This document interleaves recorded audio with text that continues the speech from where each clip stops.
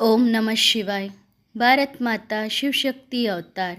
ಓಂ ಮಂಡಲಿ 9/7/2025 ಬೆಳಗ್ಗಿನ ಮುರುಳಿ 22/3/1968. ಆಜ್ಞಾಕಾರಿ ಮಕ್ಕಳೇ, ಈ ಶಿಕ್ಷಣ ಬಹಳ ಸಹಜವಾಗಿದೆ. ಆದರೆ ಶಿಕ್ಷಣವನ್ನು ಮಾಯೆ ಮರಿಸುತ್ತದೆ. ಹಣ ಇತ್ಯಾದಿಗಳಲ್ಲಿ ನಶೆ ಬರುತ್ತದೆ. ತಂದೆ ಹೇಳುತ್ತಾರೆ, ಎಲ್ಲದರಿಂದ ಮೋಹವನ್ನು ತೆಗೆದುಹಾಕಿ ನನ್ನೊಬ್ಬನನ್ನೇ ನೆನಪು ಮಾಡಿರಿ. ನೀವು ಗಾಯನ ಮಾಡುತ್ತಾ ಬಂದಿದ್ದೀರಿ. ಭಗವಂತ, ನೀವು ಬಂದರೆ ನಾವು ಕೇವಲ ನಿನ್ನೊಬ್ಬನನ್ನೇ ನೆನಪು ಮಾಡುತ್ತೇವೆ. ಈಗ ತಂದೆ ಬಂದಿದ್ದಾರೆ, ನಾವು ತಂದೆಯನ್ನು ಯಾಕೆ ನೆನಪು ಮಾಡುವುದಿಲ್ಲ? ತಂದೆಯ ಆಜ್ಞೆಯಾಗಿದೆ, ಪವಿತ್ರರಾಗಿರಿ. ಯಾರು ಪವಿತ್ರರಾಗುತ್ತಾರೆ ಅವರೇ ವಿಶ್ವದ ಮಾಲೀಕರಾಗುತ್ತಾರೆ. ಪವಿತ್ರರಾಗದೇ ಇದ್ದರೆ ಆಗ ವಿನಾಶವನ್ನು ಹೊಂದಬೇಕಾಗುತ್ತದೆ. ಇದು ಈಶ್ವರೀಯ ಆಜ್ಞೆಯಾಗಿದೆ. ಯಾರು ಒಪ್ಪಿಕೊಳ್ಳುತ್ತಾರೆ ಅವರಿಗೆ ಆಸ್ತಿ ಸಿಗುತ್ತದೆ. ತಂದೆ ಹೇಳುತ್ತಾರೆ, ಯಾರೂ ಸಹ ಪತಿತರು ಆಗಬಾರದು, ಆದರೂ ಸಹ ಪತಿತರಾಗುತ್ತಾರೆ. ತಂದೆಯ ಆಜ್ಞೆಯನ್ನು ಉಲ್ಲಂಘನೆ ಮಾಡುತ್ತಾರೆ. ಕಲ್ಲು ಬುದ್ಧಿ ಮನುಷ್ಯರು ಆಗಿದ್ದಾರಲ್ಲವೇ? ಇಡೀ ಜಗತ್ತೇ ಕಾಡಾಗಿದೆ. ಶಾಸ್ತ್ರಗಳಲ್ಲೂ ಸಹ ಬರೆಯಲಾಗಿದೆ, ಶಾಪವನ್ನು ಕೊಟ್ಟಿದ್ದಕ್ಕೆ ಕಲ್ಲಾದರು ಎಂದು. ಎಲ್ಲರೂ ಕಲ್ಲು ಬುದ್ಧಿಯವರಾಗಿದ್ದಾರಲ್ಲವೇ? ಶ್ರೀಮತದನುಸಾರವಾಗಿ ನಡೆಯುತ್ತಿಲ್ಲ ಅಂದರೆ ಕಾಡು ಮರ ಆಗಿದ್ದಾರೆ. ಅವರು ಮುಳ್ಳಿನ ಕಾಡಾಗಿದ್ದಾರಲ್ಲವೇ? ಹೂಗಳಾಗಲು ಸಾಧ್ಯವಿಲ್ಲ. ತಂದೆ ಯಾವ ಮಾತನ್ನು ತಿಳಿಸುತ್ತಿದ್ದಾರೆ ಅದನ್ನು ಭಕ್ತಿ ಮಾರ್ಗದಲ್ಲಿ ಉಲ್ಟಾ ಮಾಡಿ ಇಟ್ಟಿದ್ದಾರೆ. ಕಾಡನ್ನೇ ಮಾಡಿದ್ದಾರಲ್ಲವೇ? ತಂದೆಯು ಬರಲೇಬೇಕಾಗಿದೆ. ಈಗ ನಾವು ಹೂಗಳಾಗುತ್ತಿದ್ದೇವೆ. ಸತ್ಯಯುಗದಲ್ಲಿ ಈ ಜ್ಞಾನ ಇರಲಿಲ್ಲ ಅಲ್ಲವೇ? ಸತ್ಯಯುಗದಲ್ಲಿ ಈ ಜ್ಞಾನ ಇರಲಿಲ್ಲ, ಯಾವ ಜ್ಞಾನವೂ ಇರಲಿಲ್ಲ. ಈ ಜ್ಞಾನ ಸತ್ಯಯುಗಕ್ಕೆ ಹೋಗುತ್ತಿದ್ದಂತೆ ಪ್ರಾಯಲೋಪ ಆಗುತ್ತದೆ. ಈಗ ನಾವು ಆತ್ಮರುಗಳಲ್ಲಿ ಜ್ಞಾನ ಇದೆ. ಆತ್ಮ ಎಷ್ಟು ಸಣ್ಣ ಬಿಂದು ಆಗಿದೆ. ಆತ್ಮದೊಳಗೆ 84 ಜನ್ಮಗಳ ಪಾತ್ರ ಇದೆ. ಇದು ಯಾವ ಮನುಷ್ಯರಿಗೂ ಗೊತ್ತಿಲ್ಲ. ಆತ್ಮದ ಬಗ್ಗೆ ತಿಳಿದುಕೊಳ್ಳಬೇಕಾಗಿದೆಯಲ್ಲವೇ? ಆತ್ಮದರ್ಶನ ಮಾಡಿದ್ದೀರಾ ಎಂದು ಕೇಳಿರಿ. ತಮ್ಮ ದರ್ಶನವನ್ನು ಮಾಡಿಕೊಂಡಿಲ್ಲ ಎಂದರೆ ತಂದೆಯ ದರ್ಶನವನ್ನು ಹೇಗೆ ಮಾಡಿಕೊಳ್ಳುತ್ತಾರೆ? ಆತ್ಮನೂ ಸಹ ಗುಪ್ತವಾಗಿದೆ, ಅದೇ ರೀತಿ ಪರಮಾತ್ಮನೂ ಸಹ ಗುಪ್ತವಾಗಿದ್ದಾರೆ. ಭಕ್ತಿ ಮಾರ್ಗದಲ್ಲಿ ಬಲೆ ಸಾಕ್ಷಾತ್ಕಾರಗಳು ಆಗುತ್ತವೆ, ಆದರೆ ಏನನ್ನೂ ಸಹ ತಿಳಿದುಕೊಂಡಿಲ್ಲ. ಸನ್ಯಾಸಿಗಳಿಂದ ಏನು ಸಿಗುತ್ತದೆ? ಅವರು ಮನೆ ಮಠ ಬಿಟ್ಟು ಹೋಗುತ್ತಾರೆ. ಅವರದು ಹಠಯೋಗ ಆಗಿದೆ. ಅಕ್ಕಂದಿರು ಸ್ತ್ರೀಯರು ಹಠಯೋಗ ಮಾಡಲು ಸಾಧ್ಯವಿಲ್ಲ. ಕೊಂಡು ಸನ್ಯಾಸಿಗಳ ಬಟ್ಟೆಯನ್ನು ಧರಿಸಿಕೊಳ್ಳುತ್ತಾರೆ. ಆದರೂ ಸಹ ವಿಕಾರದಿಂದ ಜನ್ಮ ಪಡೆದುಕೊಂಡಿದ್ದಾರಲ್ಲವೇ? ಈ ರೀತಿ ಬಹಳ ಮನುಷ್ಯರು ಇಡೀ ಆಯುಷು ಪವಿತ್ರವಾಗಿರುತ್ತಾರೆ. ವಿದೇಶದಲ್ಲೂ ಸಹ ಇಂತಹ ಬಹಳ ಪವಿತ್ರರು ಇದ್ದಾರೆ. ಆದರೆ ಯಾವಾಗ ವಯಸ್ಸಾಗುತ್ತದೆ, ವೃದ್ಧರಾಗುತ್ತಾರೆ, ಆಗ ತಮ್ಮನ್ನು ಸಂಪಾಲನೆ ಮಾಡುವುದಕ್ಕೆ ಯಾರಾದರೂ ಬೇಕು ಎಂದು ಒಬ್ಬ ಕಂಪ್ಯಾನಿಯನನ್ನು ಮಾಡಿಕೊಳ್ಳುತ್ತಾರೆ. ಅವರ ಸಂಪೂರ್ಣ ಆಸ್ತಿ ಒಂದು ಚಾರಿಟಿಗೆ, ಅಂದರೆ ಯಾರು ತಮ್ಮನ್ನು ಸಂಪಾಲನೆ ಮಾಡುತ್ತಾರೆ ಅವರಿಗೆ ಕೊಡುತ್ತಾರೆ. ಅವರೂ ಸಹ ಸನ್ಯಾಸಿಗಳೇ ಆಗಿದ್ದಾರಲ್ಲವೇ? ನಗರದಲ್ಲಿ ಇದ್ದು ಎಲ್ಲವನ್ನೂ ಮಾಡುತ್ತಾರೆ. ವೆರೈಟಿ ಮಠ ಪಂಥದವರು ಇದ್ದಾರಲ್ಲವೇ? ತಂದೆ ನಾವು ಮಕ್ಕಳಿಗೆ ತಿಳಿಸುತ್ತಿದ್ದಾರೆ. ರಚಯಿತ ಹಾಗೂ ರಚನೆಯ ಆದಿ ಮಧ್ಯ ಅಂತ್ಯದ ಬಗ್ಗೆ ನೀವು ಮಕ್ಕಳಿಗೆ ಗೊತ್ತಿದೆ. ಇದು ಸೋಲು ಗೆಲುವಿನ ಆಟ ಹೇಗೆ ಇದೆ, ವೃಕ್ಷ ಹೇಗೆ ವೃದ್ಧಿಯಾಗುತ್ತಿದೆ, ಇದು ನೀವು ಮಕ್ಕಳ ಬುದ್ಧಿಯಲ್ಲಿ ಇದೆ. ಇಸ್ಲಾಂ ಧರ್ಮದವರು, ಬೌದ್ಧ ಧರ್ಮದವರು ನಂತರದಲ್ಲಿ ಬರುತ್ತಾರೆ. ಮೊಟ್ಟ ಮೊದಲು ದೇವತಾ ಮನೆತನದವರು, ನಂತರ ಇಸ್ಲಾಂ ಧರ್ಮದವರು ಬರುತ್ತಾರೆ. ಇಸ್ಲಾಂ ಧರ್ಮದವರು ಬಂದು 2500 ವರ್ಷಗಳು ಆಗಿದೆ. ಅದಕ್ಕಿಂತ ಮೊದಲು ಕೇವಲ ಸೂರ್ಯವಂಶಿ ಚಂದ್ರವಂಶಿ ಮನೆತನದವರು ಇದ್ದರು. ಅರ್ಧ ಕಲ್ಪ ಸೂರ್ಯವಂಶಿ ಚಂದ್ರವಂಶೀಯರು ಇದ್ದರು. ಅವರೂ ಸಹ ವಿಶ್ವದ ಮಾಲೀಕರಾಗಿದ್ದರು. ಪವಿತ್ರ ವಂಶಾವಳಿ ಇತ್ತು. ನಂತರ ಅಪವಿತ್ರ ಮನೆತನ. ನಾವೀಗ ಸಂಪೂರ್ಣ ರಹಸ್ಯವನ್ನು ತಿಳಿಸಿಕೊಡಬೇಕಾಗಿದೆ. ಈ ಇಡೀ ಜಗತ್ತಿನ ಚಕ್ರ ಹೇಗೆ ತಿರುಗುತ್ತಿದೆ? ತಂದೆ ಮುಂದೆಯೂ ಸಹ ಕಲ್ಪವೃಕ್ಷದ ಜ್ಞಾನ ತಿಳಿಸುತ್ತಾರೆ. ಈಗಲೂ ಸಹ ಕೊಡುತ್ತಿದ್ದಾರೆ. ಕಲ್ಪಕಲ್ಪಕ್ಕೂ ಬಾಬಾ ಈ ಜ್ಞಾನವನ್ನು ಕೊಡುತ್ತಿದ್ದಾರೆ. ಸೋಲು ಗೆಲುವು ನೀವು ಮಕ್ಕಳದಾಗಿದೆಯಲ್ಲವೇ? ನೀವೂ ಸಹ ಮೊಟ್ಟ ಮೊದಲು ಬಂದಿದ್ದೀರಿ. ನಮಗೆ ಹೊಸ ಜಗತ್ತಿನ ಮಾಲೀಕರನ್ನಾಗಿ ತಂದೆ ಮಾಡುತ್ತಿದ್ದಾರೆ. ಆದ್ದರಿಂದ ಪುರುಷೋತ್ತಮ ಯುಗದ ಬಗ್ಗೆ ಯಾರಿಗೂ ಸಹ ಗೊತ್ತಿಲ್ಲ. ಸಂಪೂರ್ಣ ಘೋರವಾದ ಕತ್ತಲಲ್ಲಿದ್ದಾರೆ. ಭಕ್ತಿಯೂ ಸಹ ಘೋರವಾದ ಕತ್ತಲಾಗಿದೆ. ಜ್ಞಾನ ಸೂರ್ಯ ಪ್ರತ್ಯಕ್ಷ ಆದಾಗ ಅಜ್ಞಾನದ ಕತ್ತಲು ವಿನಾಶವಾಗುತ್ತದೆ. ಅರ್ಧ ಕಲ್ಪ ಕತ್ತಲು, ಇನ್ನರ್ಧ ಕಲ್ಪ ಬೆಳಕು. ತಂದೆ ಪ್ರಾಕ್ಟಿಕಲ್ನಲ್ಲಿ ಸಿದ್ಧ ಮಾಡಿ ನಾವು ಮಕ್ಕಳಿಗೆ ತಿಳಿಸುತ್ತಿದ್ದಾರೆ. ಆದರೂ ಸಹ ತಂದೆ ಹೇಳುವ ಮಾತನ್ನು ಕಥೆಯನ್ನಾಗಿ ಮಾಡುತ್ತಿದ್ದಾರೆ. ಇದು ಸತ್ಯನಾರಾಯಣನ ಕಥೆಯಾಗಿದೆ. ಅಮರ ಕಥೆ, ಮೂರನೇ ಕಣ್ಣಿನ ಕಥೆಯಾಗಿದೆ. ಸಾಧುಗಳು ಸಂತರು ಶಾಸ್ತ್ರಗಳನ್ನು ಓದುತ್ತಾ ಬಂದರು. ಆದರೆ ಶಾಸ್ತ್ರಗಳನ್ನು ಓದುವಂಥವರು ಅರ್ಥವನ್ನು ತಿಳಿಸಲು ಸಾಧ್ಯವಿಲ್ಲ. ಅಮರ ಕಥೆಯನ್ನು ಈಗ ನೀವು ಮಕ್ಕಳು ತಂದೆಯಿಂದ ಕೇಳುತ್ತಿದ್ದೀರಿ. ಇದು ಅಮರ ಕಥೆಯಾಗಿದೆ. ಇದು ಅಮರ ಕಥೆ, ಅದು ಮೃತ್ಯುಲೋಕ ಆಗಿದೆ. ಬಾಬಾ ಎಷ್ಟು ಸಹಜ ಮಾತುಗಳನ್ನು ತಿಳಿಸುತ್ತಿದ್ದಾರೆ. ಇದರಲ್ಲಿ ಬಹಳ ವಿಶಾಲ ಬುದ್ಧಿ ಬೇಕು. ಒಳ್ಳೆಯದು. ಇಂದು ಭೋಗ ಇದೆಯಲ್ಲವೇ? ಈ ಭೋಗ ಎಲ್ಲ ಮಾತುಗಳಿಗಿಂತ ಬಿಲ್ಕುಲ್ ಭಿನ್ನವಾಗಿದೆ. ಇದು ಒಂದು ಪದ್ಧತಿ, ಸಂಪ್ರದಾಯ. ಇದರಲ್ಲಿ ಏನೂ ಇರುವುದಿಲ್ಲ. ತಂದೆ ನಾವು ಮಕ್ಕಳಿಗೆ ತಿಳಿಸುತ್ತಿದ್ದಾರೆ, ಈ ಸೃಷ್ಟಿ ಚಕ್ರ ಹೇಗೆ ತಿರುಗುತ್ತದೆ, ಪ್ರಪಂಚದ ಇತಿಹಾಸ ಭೂಗೋಳ ಹೇಗೆ ಪುನರಾವರ್ತನೆಯಾಗುತ್ತದೆ. ಮೊಟ್ಟ ಮೊದಲು ದೇವತಾ ವಂಶಾವಳಿ ಇತ್ತು. ಅದು ಅರ್ಧ ಕಲ್ಪದವರೆಗೂ ನಡೆಯಿತು. ನಂತರ ವೃಕ್ಷದಲ್ಲಿ ಅನೇಕ ಧರ್ಮದವರು ಸೇರಿಕೊಳ್ಳುತ್ತಾ ಬಂದರು. ಮನುಷ್ಯ ಸೃಷ್ಟಿಯ ವೃಕ್ಷದ ಆಯುಷು ದೀರ್ಘವಾಗಿದೆಯಲ್ಲವೇ? ಇದರ ಆಯುಷು 5000 ವರ್ಷಗಳಾಗಿದೆ. ಆದರೆ ಮನುಷ್ಯರಿಗೆ ಗೊತ್ತಿಲ್ಲದೇ ಇರೋ ಕಾರಣದಿಂದ ಲಕ್ಷಾಂತರ ವರ್ಷ ಎಂದು ಹೇಳಿದ್ದಾರೆ. ಆದರೆ ಲಕ್ಷಾಂತರ ವರ್ಷ ಇರಲು ಸಾಧ್ಯವಿಲ್ಲ. ವೃಕ್ಷ ಇಷ್ಟು ದೊಡ್ಡದಾಗಿ ಇರಲು ಸಾಧ್ಯ ಇದೆನಾ? ಲಕ್ಷಾಂತರ ವರ್ಷದಲ್ಲಿ ಎಷ್ಟು ದೊಡ್ಡ ವೃಕ್ಷ ಆಗಬಹುದು? ಇದರ ಹೋಲಿಕೆಯನ್ನು ಆಲದ ಮರದ ಜೊತೆಗೆ ಮಾಡಲಾಗುತ್ತದೆ. ಆಲದ ಮರಕ್ಕೂ ಬೇರುಗಳು ಇರುವುದಿಲ್ಲ. ಬಾಕಿ ಇಡೀ ವೃಕ್ಷ ನಿಂತಿರುತ್ತದೆ. ಇದೂ ಸಹ ಮಾನವ ವಂಶ ವೃಕ್ಷ ಸಹ ಅದೇ ರೀತಿಯಾಗಿದೆ. ಮುಖ್ಯ ಕಾಂಡವೇ ಇಲ್ಲ. ಬಾಕಿ ವೃಕ್ಷ ರೆಂಬೆ ಕೊಂಬೆಗಳೆಲ್ಲ ಇದೆ. ಕೆಲವು ದೊಡ್ಡ ರೆಂಬೆ ಕೊಂಬೆಗಳು, ಕೆಲವು ಸಣ್ಣವು, ಅದ್ಭುತ ಆಗಿದ್ದಾವಲ್ಲವೇ? ಈ ಮಾನವ ವಂಶ ವೃಕ್ಷಕ್ಕೆ ಬ್ರಹ್ಮನೂ ಸಹ ಅವಶ್ಯವಾಗಿ ಬೇಕು. ನೀವು ಮಕ್ಕಳೇ ಹೇಳುತ್ತೀರಿ ನಾವು ಬ್ರಹ್ಮನ ಮಕ್ಕಳು ಎಂದು. ಶಿವಕುಮಾರಿಯರು ಎಂದು ಹೇಳಲು ಸಾಧ್ಯವಿಲ್ಲ. ಬ್ರಾಹ್ಮಣರಾಗದೇ ವಿನಃ ದೇವತೆಗಳು ಹೇಗೆ ಆಗಲು ಸಾಧ್ಯ? ಈ ಪುರುಷೋತ್ತಮ ಸಂಗಮ ಯುಗದಲ್ಲಿ ನಾವು ಬ್ರಾಹ್ಮಣ ಕುಲದಲ್ಲಿ ಇದ್ದೇವೆ. ಬ್ರಾಹ್ಮಣ ಕುಲದಲ್ಲಿ ಬರಲಿಲ್ಲ ಎಂದರೆ ನೀವು ಹಂಸಗಳು ಹೇಗೆ ಆಗಲು ಸಾಧ್ಯ? ಏನನ್ನೂ ಸಹ ತಿಳಿದುಕೊಳ್ಳುವುದಿಲ್ಲ. ಎಲ್ಲವನ್ನೂ ಮರೆತಿದ್ದೀರಿ.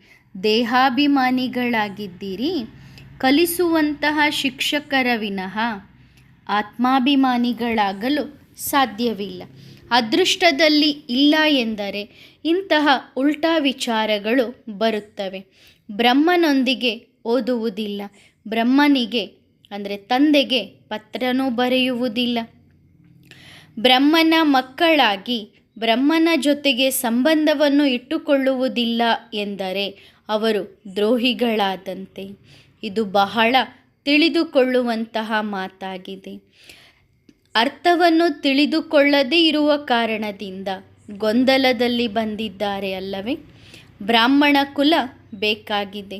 ಶೂದ್ರರಿಂದ ಸೀದಾ ದೇವತೆಗಳು ಹೇಗೆ ಆಗುತ್ತೀರಿ? ಶೂದ್ರರಿಂದ ಬ್ರಾಹ್ಮಣರು, ಬ್ರಾಹ್ಮಣರಿಂದ ದೇವತೆಗಳು. ಬ್ರಾಹ್ಮಣರಿಗೆ ಶ್ರೇಷ್ಠ ಪದವಿ ಪಡೆದುಕೊಳ್ಳಬೇಕಾಗುತ್ತದೆ. ಬ್ರಾಹ್ಮಣರು ಮೊದಲು ಬ್ರಹ್ಮನನ್ನು ಒಪ್ಪಿಕೊಳ್ಳುತ್ತಾರೆ.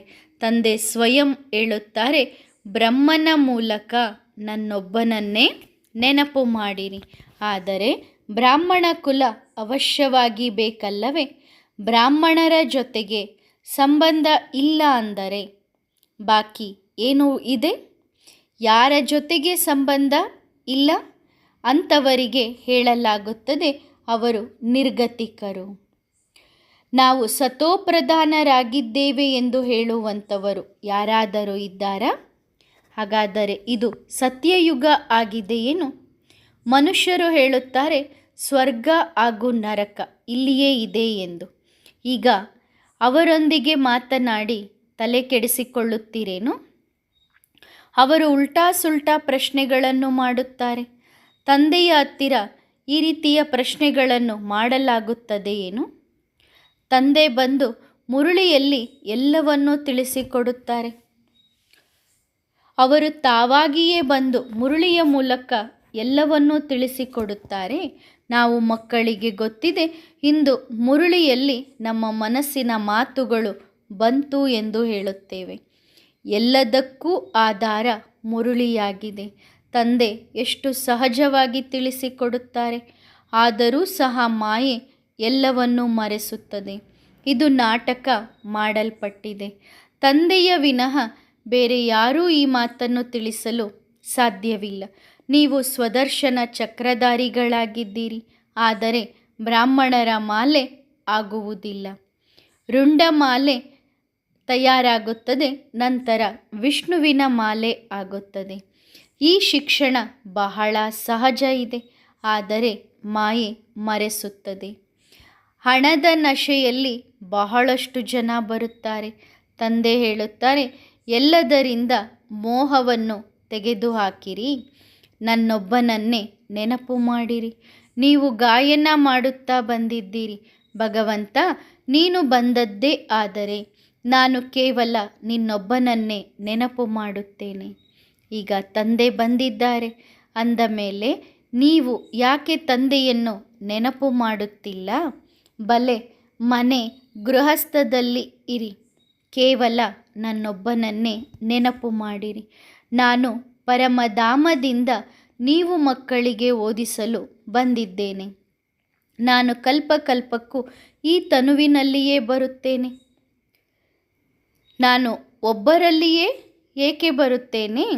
ಅರೆ, ಈ ನಾಟಕ ಅವಿನಾಶಿಯಾಗಿ ಮಾಡಲಾಗಿದೆ. ಇದರಲ್ಲಿ ಸ್ವಲ್ಪ ವ್ಯತ್ಯಾಸ ಆಗಲು ಸಾಧ್ಯವಿದೆಯೇನು? ಅಜ್ಞಾನಿಗಳು ಏನನ್ನೂ ತಿಳಿದುಕೊಳ್ಳುವುದಿಲ್ಲ. ನೀವು ಯಾರು ಎಂದು ಅವರಿಗೆ ಗೊತ್ತಿಲ್ಲ. ನೀವು ಮಕ್ಕಳು. ನಾವು ಹೇಳುತ್ತೇವೆ, ನಾವು ಪ್ರಜಾಪಿತ ಬ್ರಹ್ಮನ ಡೈರೆಕ್ಟ್ ಮಕ್ಕಳಾಗಿದ್ದೇವೆ. ಆ ಬ್ರಾಹ್ಮಣರು ನಾವು ಬ್ರಹ್ಮನ ಡೈರೆಕ್ಟ್ ಮಕ್ಕಳು ಎಂದು ಹೇಳುತ್ತಾರೇನು? ಅವರಿಗೆ ಕೇಳಿರಿ, ನೀವು ತಮ್ಮನ್ನು ತಾವು ಬ್ರಹ್ಮನ ಸಂತಾನರು ಎಂದು ಹೇಳಿಕೊಳ್ಳುತ್ತೀರಾ? ಹಾಗಾದರೆ ಬ್ರಹ್ಮ ಎಲ್ಲಿದ್ದಾರೆ? ನೀವು ಮನುಷ್ಯರ ಸಂತಾನರಾಗಿದ್ದೀರಿ. ನಾವು ಪ್ರಜಾಪಿತ ಬ್ರಹ್ಮನ ಮುಖವಂಶಾವಳಿ ಎಂದು ಹೇಳುವುದಿಲ್ಲ. ಅವರು ಕುಕ್ಕವಂಶಾವಳಿಗಳಾಗಿದ್ದಾರೆ. ನಾವು ಮಕ್ಕಳಿಗೆ ಗೊತ್ತಿದೆ, ಯಾರು ದೇವತೆಗಳಾಗುವಂಥವರಿದ್ದಾರೆ ಅವರೇ ಬ್ರಾಹ್ಮಣರಾಗುತ್ತಾರೆ. ಆ ಬ್ರಾಹ್ಮಣರೇ ಈ ಜ್ಞಾನವನ್ನು ತಿಳಿದುಕೊಳ್ಳುತ್ತಾರೆ.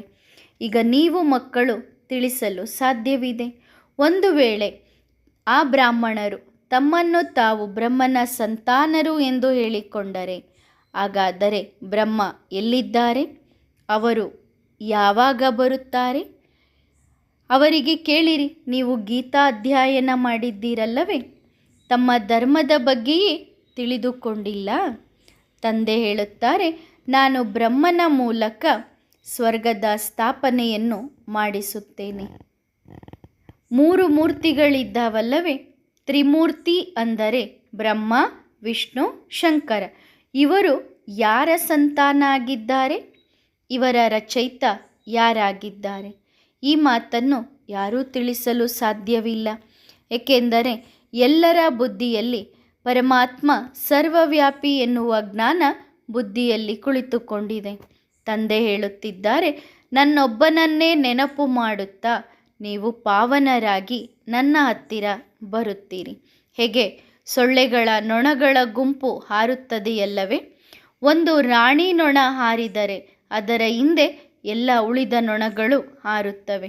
ನೀವೂ ಸಹ ಸೊಳ್ಳೆಯ ಸಮಾನ ವಾಪಸ್ ಮನೆಗೆ ಬರುತ್ತೀರಿ. ಸತಿಯುಗದಲ್ಲಿ ಕೆಲವೇ ಮನುಷ್ಯರು ಇರುತ್ತಾರೆ, ಆದರೆ ಕಲಿಯುಗದಲ್ಲಿ ಸಾಕಷ್ಟು ಮನುಷ್ಯರು ಇದ್ದಾರೆ. 5,000 ವರ್ಷಗಳ ಮಾತನ್ನು ಮನುಷ್ಯರು ಮರೆತಿದ್ದಾರೆ. ಆದರೂ ಸಹ ಲಕ್ಷಾಂತರ ವರ್ಷಗಳ ಮಾತನ್ನು ಹೇಗೆ ನೆನಪು ಇಟ್ಟುಕೊಳ್ಳಲು ಸಾಧ್ಯ? ತಮ್ಮನ್ನು ತಾವು ಆತ್ಮ ಎಂದು ತಿಳಿದುಕೊಳ್ಳಿರಿ. ಆತ್ಮವೇ ತಮೋಪ್ರಧಾನ ಆಗುತ್ತದೆ. ಈಗ ಮತ್ತೆ ಸತೋಪ್ರಧಾನ ಆಗಬೇಕಾಗಿದೆ. ತಂದೆಯನ್ನು ನೆನಪು ಮಾಡಿದಾಗ ಅಂತ್ಯಮತಿ ಸೋಗತಿ ಆಗುತ್ತದೆ. ಅದು ಸಹ ನೀವು ಮಕ್ಕಳಿಗೆ ಗೊತ್ತಿದೆ. ಸತ್ಯಯುಗದಲ್ಲಿ ಬಹಳ ಕಡಿಮೆ ಜನಸಂಖ್ಯೆ ಇರುತ್ತದೆ. ಎಲ್ಲರೂ ವಾಪಸ್ ಪರಮಧಾಮದಲ್ಲಿ ಮೇಲೆ ಇರುತ್ತಾರೆ.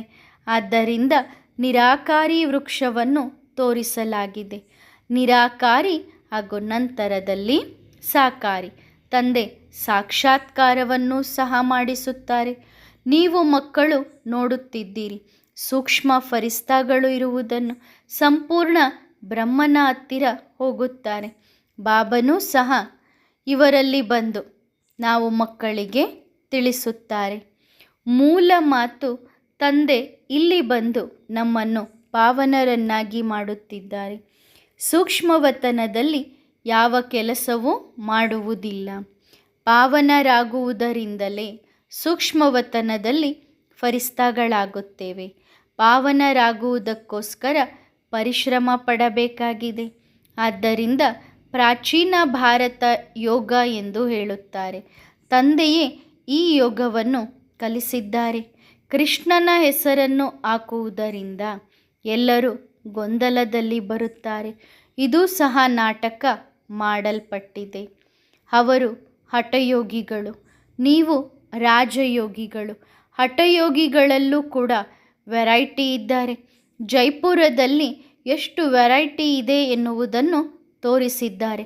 ಅಲ್ಲಿ ಹೋಗಿ ನೋಡಿರಿ. ಅವರು ಹದ್ದಿನ ಸನ್ಯಾಸಿಗಳು. ಇದು ಬೇಹದ್ದಿನ ಸನ್ಯಾಸ ಆಗಿದೆ. ಅದು ಹದ್ದಿನ ಸನ್ಯಾಸ, ಇದು ಬೇಹದ್ದಿನ ಸನ್ಯಾಸ. ತಂದೆ ತಿಳಿಸುತ್ತಿದ್ದಾರೆ, ಈ ಹಳೆಯ ಜಗತ್ತು ಸಮಾಪ್ತಿಯಾಗಲಿದೆ. ಮದುವೆ ಮಾಡಿಕೊಂಡು ಮಕ್ಕಳಿಗೆ ಜನ್ಮ ಕೊಡುತ್ತಾರೆ, ಆದರೆ ಅದರಿಂದ ಅವರಿಗೆ ಏನೂ ಸಿಗುವುದಿಲ್ಲ. ಈಗ ಅಷ್ಟು ಸಮಯವೂ ಇಲ್ಲ. ಲೌಕಿಕ ಪಾರಲೌಕಿಕ ಎರಡೂ ಆಸ್ತಿಯನ್ನು ಕಳೆದುಕೊಳ್ಳುತ್ತಾರೆ. ಭೋಗ ಇತ್ಯಾದಿಗಳನ್ನು ಮಾಡಿಸುವುದು, ನಂತರ ಮಾತುಕತೆಗಳನ್ನು ಮಾಡುವುದು. ಎಲ್ಲರೂ ಮಾತುಕತೆಗಳಲ್ಲಿ ತೊಡಗುತ್ತಾರೆ. ಅದರಲ್ಲಿ ಜ್ಞಾನವೂ ಇಲ್ಲ, ವಿಜ್ಞಾನವೂ ಇಲ್ಲ. ನಾಟಕದಲ್ಲಿ ಏನೆಲ್ಲ ನಿಗದಿಯಾಗಿದೆ ಅದು ಎಲ್ಲವೂ ನಡೆಯುತ್ತದೆ. ಒಳ್ಳೆಯದು. ಮಕ್ಕಳಿಗೆ ಆತ್ಮಿಕ ಬಾಪ್ ದಾದಾರವರ ನೆನಪು, ಪ್ರೀತಿ ಮತ್ತು ಸುಪ್ರಭಾತ ಹಾಗೂ ನಮಸ್ತೆ. ರಾತ್ರಿಯ ಕ್ಲಾಸ್ 22/3/1968. ತಂದೆ ಮೊದಲೇ ತಿಳಿಸಿದ್ದಾರೆ ವಿಘ್ನಗಳು ಬರುತ್ತವೆ ಎಂದು. ಅಬಲೆಯರ ಮೇಲೆ ಅತ್ಯಾಚಾರವಾಗುತ್ತದೆ. ತಂದೆ ಬಂದಿದ್ದಾರೆ ಎನ್ನುವುದಕ್ಕೆ ಶಿವ ಜಯಂತಿಯನ್ನು ಆಚರಣೆ ಮಾಡುತ್ತಿದ್ದೇವೆ. ಮೊಟ್ಟ ಮೊದಲು ನೀವು ಮಕ್ಕಳು ತಂದೆಯ ಬಗ್ಗೆ ತಿಳಿಸಿಕೊಡಿರಿ. ತಂದೆ ಅವಶ್ಯವಾಗಿ ಸ್ವರ್ಗದ ಸ್ಥಾಪನೆಯನ್ನು ಮಾಡಲು ಬಂದಿದ್ದಾರೆ ಎನ್ನುವುದನ್ನು ತಿಳಿಸಿರಿ. ತಂದೆಯ ಆಸ್ತಿಯೇ ಸ್ವರ್ಗದ ಮಾಲೀಕತನ ಆಗಿದೆ. ತಂದೆ ಬಂದಿದ್ದಾರೆ ಎನ್ನುವುದು ನೀವು ಮಕ್ಕಳಿಗೆ ನಿಶ್ಚಯ ಇದೆಯಲ್ಲವೇ? ತಂದೆ ಬಂದಿರುವುದೇ ಸ್ವರ್ಗ ಸ್ಥಾಪನೆ ಮಾಡಲು ಹಾಗೂ ಎಲ್ಲರನ್ನು ವಾಪಸ್ ಮನೆಗೆ ಕರೆದುಕೊಂಡು ಹೋಗಲು. ತಂದೆ ಹೇಳುತ್ತಿದ್ದಾರೆ, ಕೇವಲ ನನ್ನೊಬ್ಬನನ್ನೇ ನೆನಪು ಮಾಡಿರಿ. ನಾನು ಮುಕ್ತಿ ಜೀವನ್ಮುಕ್ತಿಯ ದಾತ ಆಗಿದ್ದೇನೆ. ನನ್ನ ಪರಿಚಯವನ್ನು ನಾನು ಕೊಡುತ್ತಿದ್ದೇನೆ. ಯಾರೆಲ್ಲ ಧರ್ಮದ ಮಕ್ಕಳು ಇದ್ದಾರೆ ಅವರು ಎಲ್ಲರೂ ನನ್ನ ಮಕ್ಕಳಾಗಿದ್ದಾರೆ. ಕ್ರಿಶ್ಚಿಯನ್ ಧರ್ಮದವರಾಗಿರಬಹುದು, ಅನ್ಯ ಯಾವುದೇ ಧರ್ಮದವರಾಗಿರಬಹುದು, ಅವರೆಲ್ಲರೂ ನನ್ನ ಮಕ್ಕಳಾಗಿದ್ದಾರೆ.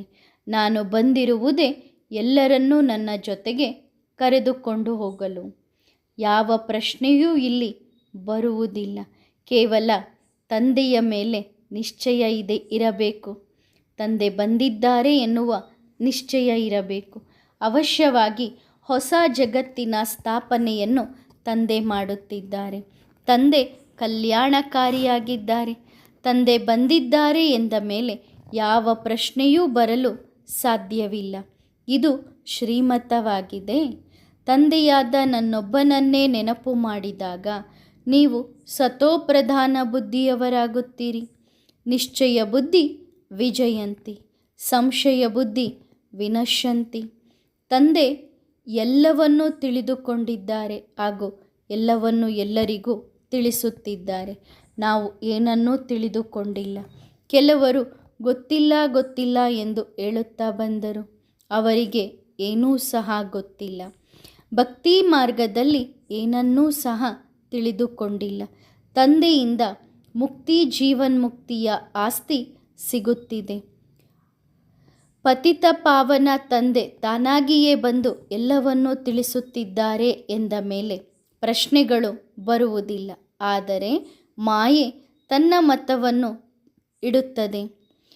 ತಂದೆ ಹೇಳುತ್ತಿದ್ದಾರೆ, ತಂದೆಯ ಮೇಲೆ ನಿಶ್ಚಯ ಇದ್ದರೆ, ಮಾಯೆ ಇಲ್ಲದಿದ್ದರೆ ನಮ್ಮ ಬುದ್ಧಿಯಿಂದ ಮಾಯೆಯ ಮತ ಬರುವುದಿಲ್ಲ. ಬುದ್ಧಿಯಿಂದ ಆ ಮತವನ್ನು ತೆಗೆದುಹಾಕುತ್ತೇವೆ. ತಂದೆ ಏನು ಹೇಳುತ್ತಾರೆ ಅದೇ ಸತ್ಯ ಎಂದು ಒಪ್ಪಿಕೊಳ್ಳುತ್ತೇವೆ. ಮನುಷ್ಯರು ಏನು ಹೇಳುತ್ತಾರೆ ಅದು ಅಸತ್ಯವಾಗಿದೆ ಅಂದ ಮೇಲೆ ತಂದೆಯ ಮಾತಿನ ಬಗ್ಗೆ ಪ್ರಶ್ನೆ ಬರಬಾರದು. ತಂದೆ ಸತ್ಯವನ್ನು ಹೇಳಿ ಸತ್ಯಯುಗದ ಸ್ಥಾಪನೆಯನ್ನು ಮಾಡುತ್ತಿದ್ದಾರೆ. ಇದರಲ್ಲಿ ಎಲ್ಲರ ಲಾಭವೇ ಇದೆಯಲ್ಲವೇ? ಇದರಲ್ಲಿ ಗೊಂದಲ ಪಡುವ ಅವಶ್ಯಕತೆ ಇಲ್ಲ. 84 ಜನ್ಮಗಳು ಭಾರತವಾಸಿಗಳದ್ದೇ ಗಾಯನ ಇದೆ. ಬೇರೆಯವರು ಯಾರೂ ಸಹ ಈ ಮಾತನ್ನು ಕೇಳುವುದಿಲ್ಲ. ಅವರು 84 ಜನ್ಮಗಳನ್ನು ಪಡೆದುಕೊಳ್ಳುವುದಿಲ್ಲ. ನಾನು ಯಾರಲ್ಲಿ ಪ್ರವೇಶ ಮಾಡುತ್ತೇನೆ ಅವರು ನಂಬರ್ 1 ಆಗಿದ್ದಾರೆ ಎಂದು ತಂದೆ ಹೇಳುತ್ತಾರೆ. ಬಾಬಾ ನಾವು ಮಕ್ಕಳಿಗೆ ತಿಳಿಸುತ್ತಿದ್ದಾರೆ. ಆದರೂ ಸಹ ಮಕ್ಕಳು ಅನ್ಯರಿಗೆ ತಿಳಿಸಬೇಕಾಗಿದೆ. ನೀವು ಮಕ್ಕಳಿಗೆ ತಿಳಿಸುತ್ತಿದ್ದೇನೆ. ಕ್ರಿಶ್ಚಿಯನ್ ಧರ್ಮದವರು ಯಾರಿದ್ದಾರೆ ಅವರು ನನ್ನಿಂದ ಮಾಲೀಕತನವನ್ನು ಪಡೆದುಕೊಳ್ಳುವುದಿಲ್ಲ. ನಾನು ಅವರೊಂದಿಗೆ ಯಾಕೆ ಮಾತನಾಡಲಿ? ನೀವು ಮಕ್ಕಳು ಪರಿಶ್ರಮ ಪಡುತ್ತಿದ್ದೀರಿ. ಯಾರು ಬರುತ್ತಾರೆ, ತಂದೆಯ ಹತ್ತಿರ ಯಾರು ಬರುತ್ತಾರೆ ಅವರಿಗೇನೆ ನಾನು ಹೇಳುತ್ತೇನೆ, ಬೇಹದ್ದಿನ ತಂದೆಯಿಂದ ಬೇಹದ್ದಿನ ಆಸ್ತಿ ಸಿಗುತ್ತದೆ ಎಂದು. ತಂದೆ ಕೇವಲ ಹೇಳುತ್ತಾರೆ, ಮಕ್ಕಳೇ ನನ್ನೊಬ್ಬನನ್ನೇ ನೆನಪು ಮಾಡಿರಿ. ನೆನಪಿನಲ್ಲಿಯೇ ಎಲ್ಲವೂ ತುಂಬಿದೆ. ಸೆಕೆಂಡಿನಲ್ಲಿ ಜೀವನ್ಮುಕ್ತಿಯ ಗಾಯನ ಇದೆಯಲ್ಲವೇ? 84 ಜನ್ಮಗಳ ಚಕ್ರದ ಬಗ್ಗೆ ನೀವು ಮಕ್ಕಳಿಗೆ ಗೊತ್ತಿದೆ. ನೀವು ಮಕ್ಕಳಿಗೆ ಗೊತ್ತಿದೆ, ನಾವೇ ಜೀವನ್ಮುಕ್ತಿಯನ್ನು ಪಡೆದುಕೊಳ್ಳುತ್ತೇವೆ. ತಂದೆ ಬಂದಿರುವುದೇ ನಾವು ಮಕ್ಕಳಿಗೆ ತಿಳಿಸಿಕೊಡಲು. ತಂದೆ ಬಂದಿದ್ದಾರೆ ಎನ್ನುವುದನ್ನು ನಾವು ತಿಳಿದುಕೊಳ್ಳಬೇಕು. ಚಿತ್ರದ ಮೂಲಕ ಜ್ಞಾನ ತಿಳಿಸುವುದು ಬಹಳ ಸಹಜ ಇದೆ. ಕೇವಲ ನಿಮ್ಮನ್ನು ನೀವು ಆತ್ಮ ಎಂದು ತಿಳಿದು ತಂದೆಯನ್ನು ನೆನಪು ಮಾಡಬೇಕು. ಬೇರೆ ಯಾವ ಪ್ರಶ್ನೆಯೂ ಬರುವುದಿಲ್ಲ. ಈ ಸಮಯದಲ್ಲಿ ಎಲ್ಲರೂ ತಮೋಪ್ರಧಾನ ಆಗಿದ್ದಾರೆ. ಇಂದು ಕೇವಲ ತಮ್ಮನ್ನು ಆತ್ಮ ಎಂದು ತಿಳಿದು ತಂದೆಯನ್ನು ನೆನಪು ಮಾಡಬೇಕು. ಬಿಟ್ಟರೆ ಬೇರೆ ಯಾವ ಪ್ರಶ್ನೆಯೂ ಬರುವುದಿಲ್ಲ. ಈ ಸಮಯದಲ್ಲಿ ಎಲ್ಲರೂ ತಮೋಪ್ರಧಾನ ಆಗಿದ್ದಾರೆ. ಇಂದು ಬರಬಹುದು ಅಥವಾ ನಾಳೆ, ಇಂದಲ್ಲ ನಾಳೆ ಯಾರೆಲ್ಲ ಬರುತ್ತಾರೆ ಎಲ್ಲರೂ ಪತಿತರಾಗಿದ್ದಾರೆ.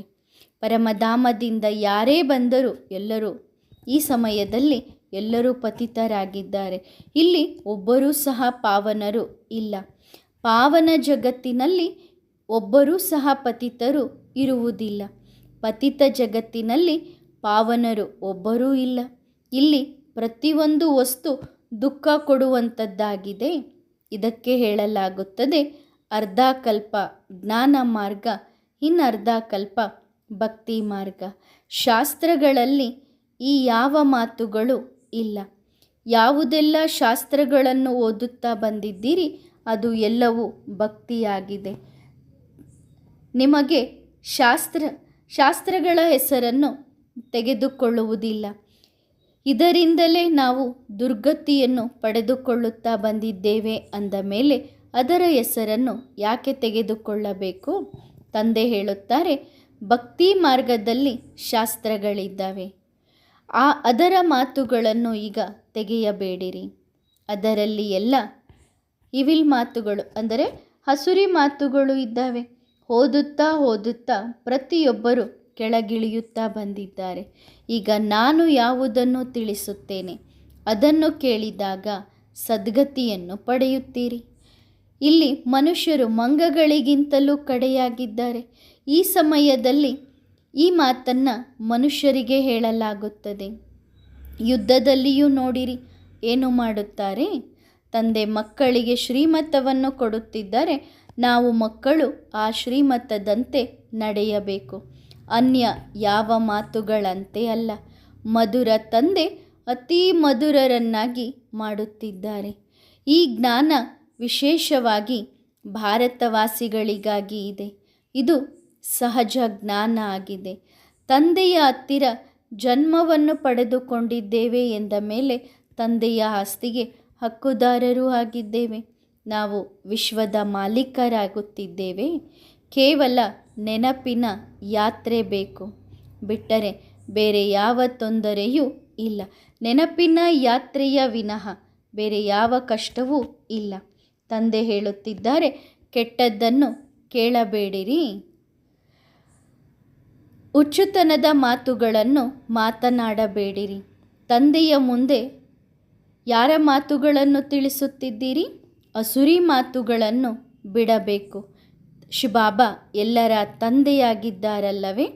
ತಂದೆಯನ್ನು ನೆನಪು ಮಾಡುವಂತಹ ಪ್ರತಿಜ್ಞೆಯನ್ನು ಮಾಡಬೇಕಾಗಿದೆ. ತಂದೆಯ ನೆನಪಿನಲ್ಲಿ ಶಾಂತಿಯನ್ನು ಹರಡಬೇಕು.